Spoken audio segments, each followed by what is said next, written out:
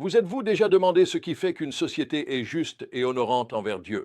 Aujourd'hui, nous plongeons dans la deuxième partie du discours d'adieu de Moïse, où il présente le plan de Dieu pour une nation juste.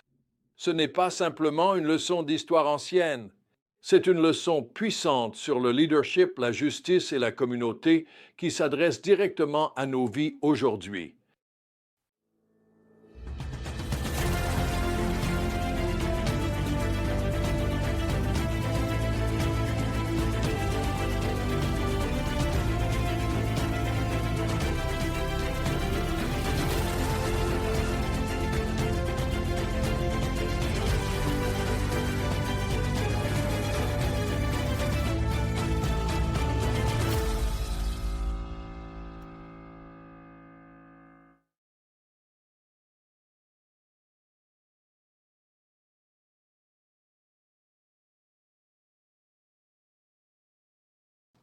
Voici la vérité clé. Le dessein de Dieu pour la société repose sur un leadership juste, des lois équitables et une communauté qui reflète son caractère par la façon dont ses membres se traitent les uns les autres.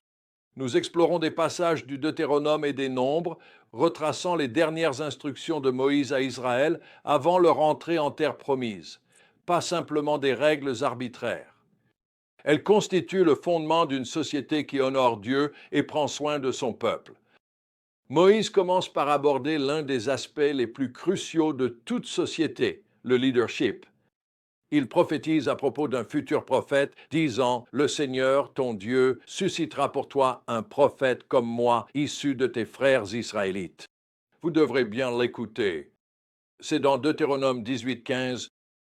C'est une puissante préfiguration de Jésus, le prophète ultime qui accomplirait véritablement cette prophétie.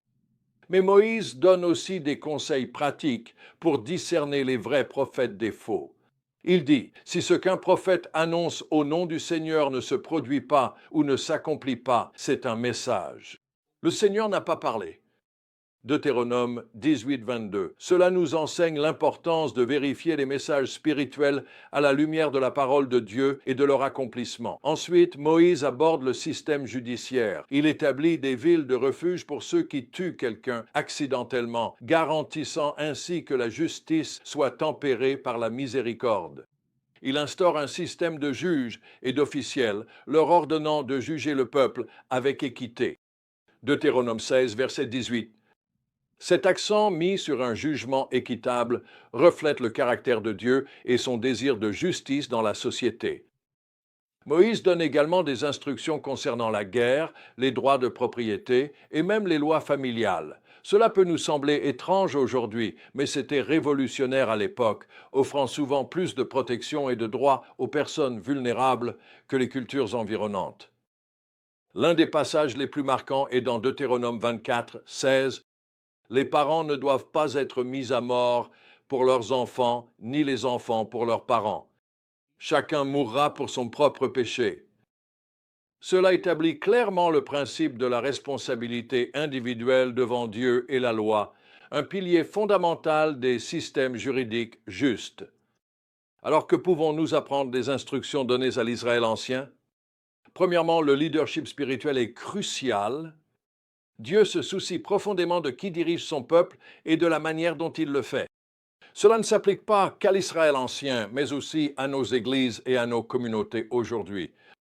Cherchons-nous et soutenons-nous un leadership pieux? Deuxièmement, la justice compte pour Dieu. Les lois détaillées sur les juges, témoins et procès équitables montrent que Dieu se soucie de la justice dans la société. Comment promouvons-nous la justice dans nos propres communautés? Troisièmement, la société doit protéger les plus vulnérables. Beaucoup de ces lois protègent pauvres, esclaves, femmes et étrangers. Elles reflètent le cœur de Dieu pour ceux que la société juge peu importants.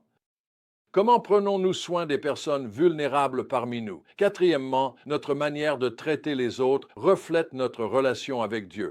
Ces lois ne concernaient pas seulement le comportement extérieur, mais visaient à développer une société reflétant le caractère de Dieu. Notre façon d'agir envers les autres doit venir de notre amour pour Dieu. Ces vérités ont été déterminantes durant l'histoire William Wilberforce est devenu un disciple de Jésus au XVIIIe siècle et a acquis une notoriété politique en Grande-Bretagne en cherchant à abolir l'esclavage. Il a été influencé par John Newton, un ancien négrier devenu chrétien qui a dénoncé la pratique injuste de l'esclavage. Newton est devenu célèbre pour avoir composé le grand hymne chrétien Amazing Grace. Newton et John Wesley ont aidé Wilberforce à comprendre l'horreur de l'esclavage et l'ont guidé dans la vérité biblique, que chaque être humain a une grande valeur aux yeux de Dieu et que nous devons traiter chacun avec justice. Alors je vous lance un défi. Comment pouvez-vous appliquer ces principes dans votre cercle d'influence?